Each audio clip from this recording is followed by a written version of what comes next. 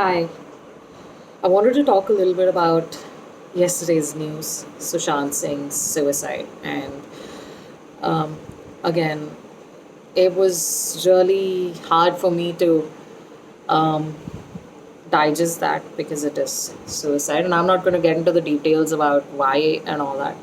But the reason why I'm making this video is because when I spoke to my friend about it, the first response was, of course, I'm sorry to hear that.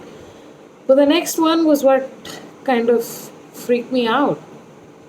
It was, oh, he took the easy way out. What a weakling.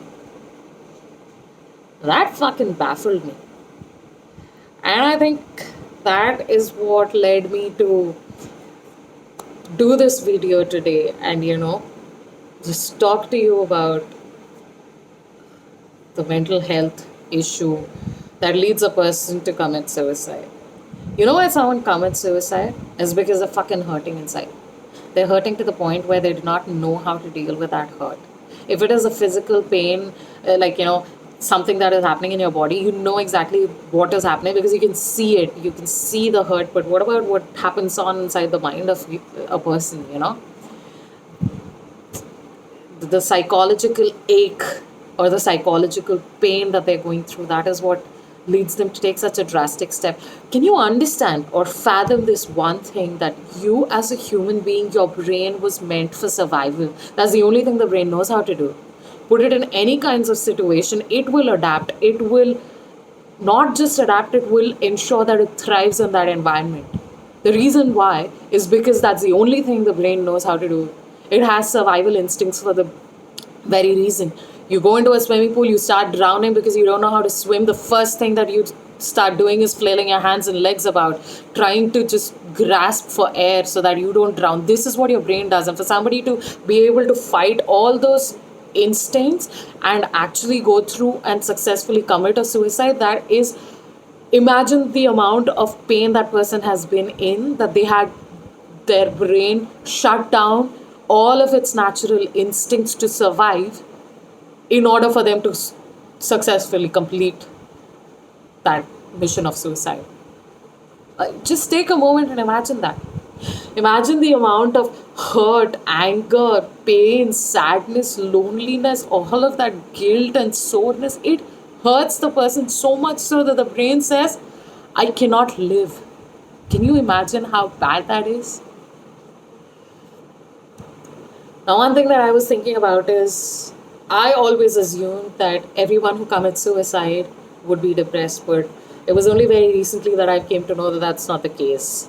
That not 100% of everyone that goes through a suicide has depression, but 100% of them are going through unbearable amount of anguish and pain and suffering, and they do not know another way out. They can't seem to see another way out. They feel like they have exhausted all of their reserves, their resources. They feel like they're at the end of the road. They don't see another option out.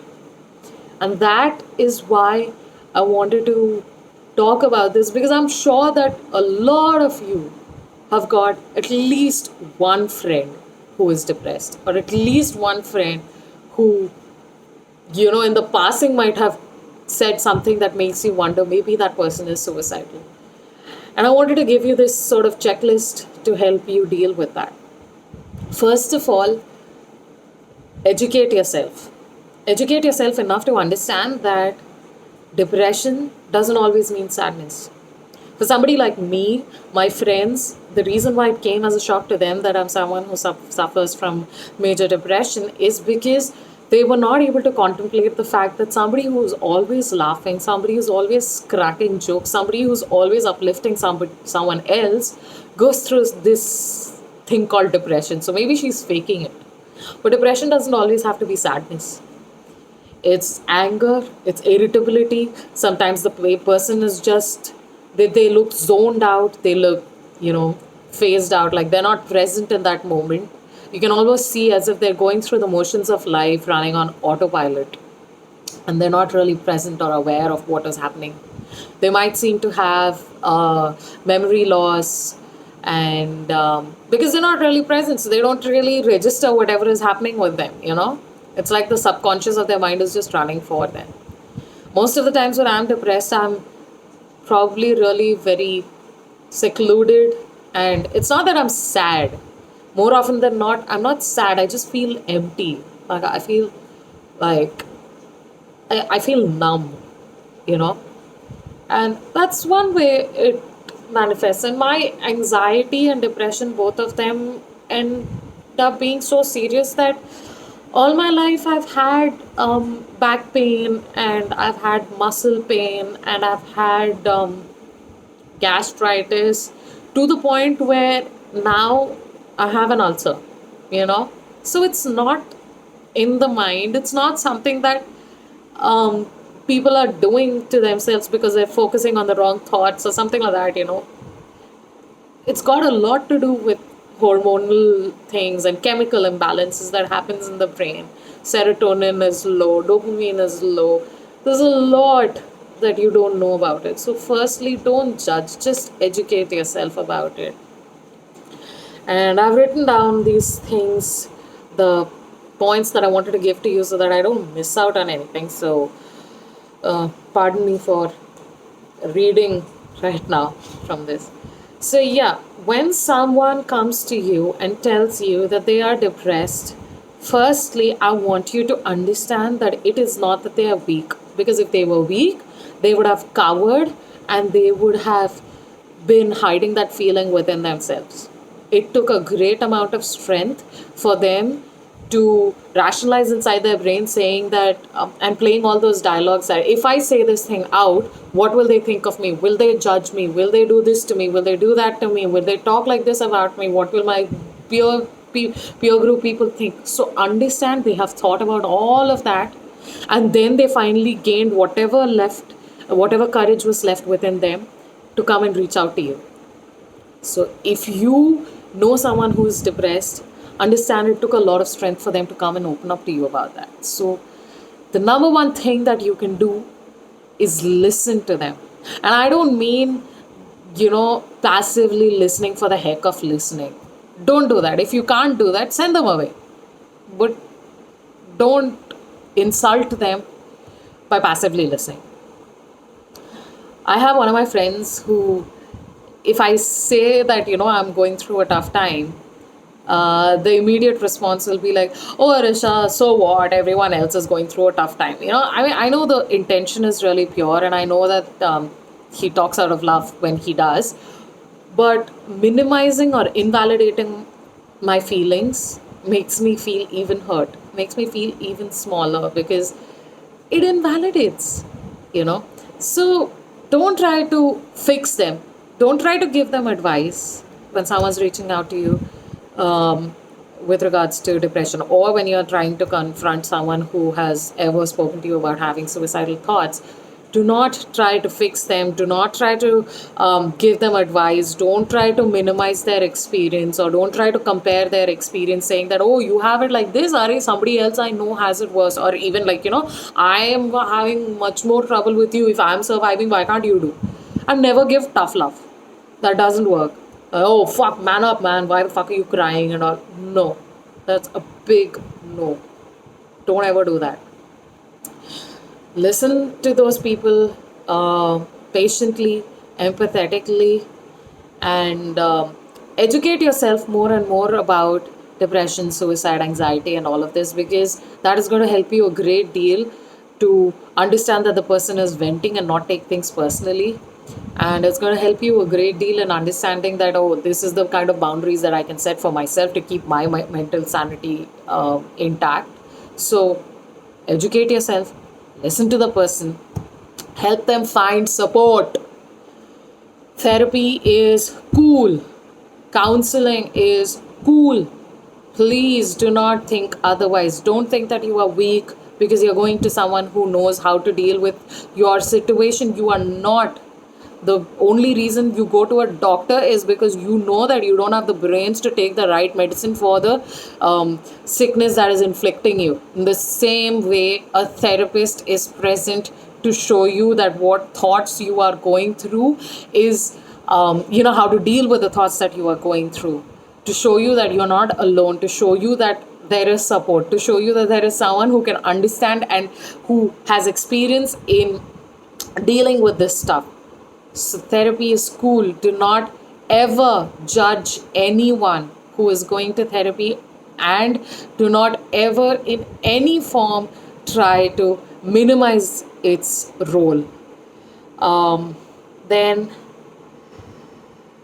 yeah, extend loose invitations to people who have kind of secluded and gone into their own shell. I would say that, just reach out to them, just let them know that you are there, because this is an awfully tough time that we are living in, especially right now with the quarantine and everything. You're locked up in your room 24 into 7. All that you have is your internet, your phone, social media. But the connection is not there. Human touch is not really happening. You're frustrated because human beings were not meant to be cooped up like this. We were meant to be social, we were meant to be working, we were meant to be going up and about our days, and now things are different, and it's obvious that this is why all this kind of issues are happening.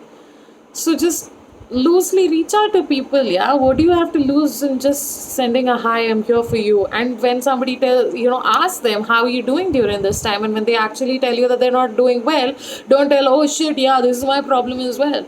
Instead, tell them that, yeah, I understand, and it is tough, I'm sorry that you're going through it. These are validating statements. These are things that say, you know what, you can even say, I don't know how to help you right now, please tell me what I can do for you, because I want to be there for you. Let them tell you what they need from you. You don't go about giving advice. You're not even qualified in most cases, I'm telling. So yeah, major thing is educate yourself. Listen to all of these kind of talks, and show compassion to yourself, because when you can show compassion and kindness to yourself, that is when you'll be able to extend the same for someone else who is inflicted with this pain, and that's when you will be able to meet that person where they are at. So show compassion to yourself and show compassion to people outside. For your benefit, I'm going to link a few of the accounts on Instagram that I follow, which have greatly helped me with my anxiety, my depression, my mental health struggles. Um, I'm just listing a few, but then I encourage you to just click on the uh, my followers list, the people that I follow, and have a look through all of those accounts, and feel free to follow whoever you feel is right for you. Go through their content. Um, and the more you start reading, the more you start seeing people and their thought process and the way they think and all of that. So it's going to help you a lot. But yeah, a few names that I wanted to give is, one is Anxiety Healer. Then there's this psychotherapy bar where she's a therapist off of Pune, and she talks about your daily issues in a very fun, cool way. Nedra Tawab is a brilliant psychiatrist or a psychologist, I forget. But yeah, her content is amazing. Then there's holistic psychologist, Dr. Nicole. She is amazing in the kind of content that she dishes out. She talks about um, psychology and its inflections in a very spiritual sense. So there's a lot less judgment, and you will feel a lot more included in that community. Then there's Lisa Oliveira. Then there is My Self Love Supply, Tiny Buddha Official, which I'm sure quite a lot of you know about. Then Full Spirit Quotes. These are accounts that I have on my handy every time, because they dish out content every day. They do it with a non-judgmental way, and also the fact that their community is amazing. So if you're actually going through some kind of crap, you can just leave a comment in their comment section, so one of the people who actually follow them, or they themselves from who are handling the accounts, they will come and they will talk to you. Thank you for listening to me go on for so long. Please be safe, please be um, kind to yourself. I'm here for you if you need. And I hope to change your life. I hope somebody else listens to this and changes someone else's life. That's all that matters to me. Thank you so much. Bye.